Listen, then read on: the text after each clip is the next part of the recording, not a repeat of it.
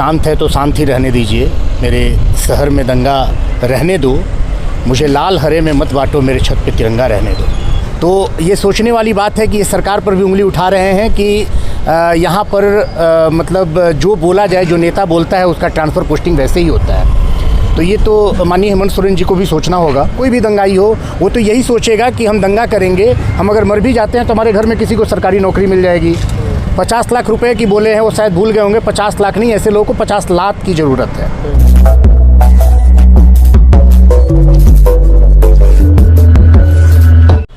सबसे पहले तो आपके चैनल के माध्यम से या फिर विभिन्न चैनलों से जो पता चला था, जो हम लोग देख पाए, वो बहुत ही निंदनीय घटना थी। क्योंकि रांची शहर अपने आप में बहुत कुछ संजोए हुए है और अगर देखा जाए तो ये ऐसी पहली घटना थी जब किसी मंदिर पर इतनी भारी संख्या में उपद्रवी आकर के और पत्थर बरसाए। फिर भी अगर देखा जाए तो हम तो आपके चैनल के माध्यम से यही बोलेंगे कि हम शांत है तो शांत ही रहने दीजिए, मेरे शहर में दंगा रहने दो, मुझे लाल हरे में मत बांटो, मेरे छत पे तिरंगा रहने दो। लेकिन जैसा कि यहाँ पर पुलिस प्रशासन ने इस शहर को बचाने के लिए, इस शहर को जलने से बचाने के लिए जिस तरीके से कार्रवाई की और मुंहतोड़ जवाब दिया, वैसे में जो अप्रिय घटना हुई और कुछ लोग इसमें मरे, इसके लिए हमारी भी संवेदना उनके साथ है। लेकिन मेरा ये मानना है कि चाहे कोई भी हो, अगर इस शहर को जो भी जलाने का प्रयास करेगा, प्रशासन से का मैं शुक्रगुजार भी हूँ और प्रशासन से मेरी आग्रह भी होगी कि आगे भी ऐसी कार्रवाई करती रहें, ताकि लोगों के मन में संशय रहे, ये आशंका बनी बैठी रहे, ये शंका रहे कि हमारे साथ भी ऐसा हो सकता है। अब आते हैं इरफान अंसारी जी पर। इरफान अंसारी जी चूँकि अंशुमान जी को लेकर के उन्होंने बहुत बड़ी प्रतिक्रिया दी है, जो कि सिटी एसपी हैं। अंशुमान जी इससे पहले अगर आप लोगों को जैसा कि पता ही होगा कि वो जामताड़ा में भी कार्यरत थे और चूँकि ये एक ऐसे नेता की नहीं सुनते थे जिनको कोई सीरियसली नहीं लेता, वो है इरफान अंसारी जी। क्योंकि ये पक्षपात नहीं करते हैं, ये हर धर्म हर मजहब के लिए इन्होंने काम किया और जामताड़ा में भी अपनी मिसाल पेश की, लेकिन इन्होंने वहाँ से ट्रांसफ़र कराने में कोई कसर नहीं छोड़ी। अब चूँकि इनका कहना है कि हमारे कहने के बावजूद भी उनको यहाँ का सिटी एसपी बना दिया गया, तो ये सोचने वाली बात है कि ये सरकार पर भी उंगली उठा रहे हैं कि यहाँ पर मतलब जो बोला जाए, जो नेता बोलता है उसका ट्रांसफ़र पोस्टिंग वैसे ही होता है। तो ये तो माननीय हेमंत सोरेन जी को भी सोचना होगा।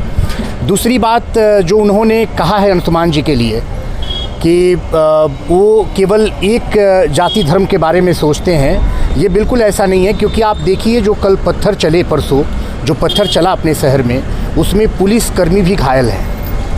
एक पुलिस के जवान को पैरों में गोलियां भी लगी।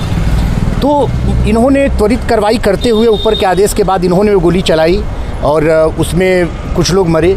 चूँकि हाँ, उन्होंने बोला है सरकारी नौकरी के लिए, तो ऐसे में तो फिर लोगों का मनोबल बढ़ेगा। चाहे कोई भी दंगाई हो वो तो यही सोचेगा कि हम दंगा करेंगे, हम अगर मर भी जाते हैं तो हमारे घर में किसी को सरकारी नौकरी मिल जाएगी। 50 लाख रुपए की बोले हैं, वो शायद भूल गए होंगे, 50 लाख नहीं, ऐसे लोगों को 50 लाख की ज़रूरत है। चाहे कोई भी हो, मैं ये नहीं बोल रहा कि किसी एक जाति धर्म के हो, जो दंगाई हो उसको लात मारो, उसको लाख की ज़रूरत नहीं है। तो हम आपके चैनल के माध्यम से ये आगाह करना चाहते हैं उनको कि माननीय कहाँ पर मुंह खोलना है और कितना खोलना है, इसका ध्यान रखिए। क्योंकि आप माननीय विधायक हैं, आप कांग्रेस के चाल और चरित्र को यहाँ न दर्शाइए।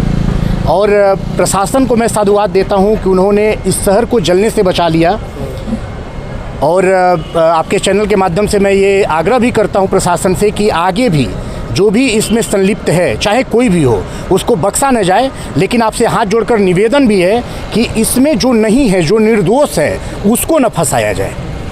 अगर ऐसा होता है तो फिर हम लोग सड़कों पर उतरेंगे और हम लोग पुरजोर विरोध करेंगे। वर्तमान की सरकार में अगर देखें तो फुटपाथ दुकानदारों की स्थिति बहुत ही बदतर हो चुकी है। जैसे मोराबादी हुआ, उसके बाद अभी काली मंदिर पास जो लोग पूजा सामग्री बेचा करते थे, उनके साथ जो बर्ताव हुआ, उनका पूजा सामग्री जो रोड पे बिखेरा गया, तो कितना नुकसान गरीबों को हो रहा है। वजह से? ये तो माननीय हेमंत सोरेन जी को सोचना होगा। मान लीजिए ये फिराया लाल, ये चूँकि रांची का दिल कहा जाता है, अगर यहाँ पर कोई घटना, अप्रिय घटना होती है, किसी को गोली मार दी जाती है, अपराधी इतने बेलगाम हो गए हैं कि आकर के गोली मार दे, तो यहाँ से सारे फुटपाथ के दुकानदारों को हटा दिया जाता है। अरे भाई, आप फुटपाथ के दुकानदारों को बसाने के बजाय उसको उजाड़ने पर लगे हो। उनका भी घर परिवार है, उसके बारे में सोचो। जहाँ का राजा ही ऐसा हो जो अपने प्रजा के बारे में ना सोचे, तो फिर तो ये सोचने वाली विषय है। और ऐसे में माननीय हेमंत सोरेन जी को मैं आग्रह करूँगा कि ऐसे लोगों को पुनर्स्थापित करें जिनको उजाड़ने का काम किया जा रहा है। मैं चूँकि इरफान अंसारी जी उन लोगों के लिए मांग कर रहे थे, मैं तो मांग करता हूँ इन फुटपाथ दुकानदारों के लिए कि ऐसे लोगों को बसाने के लिए आप अगर कुछ आर्थिक मदद कर सकते हैं तो 5-5 लाख रुपए इन लोगों को दीजिए, क्योंकि इन लोगों को ज़रूरत है।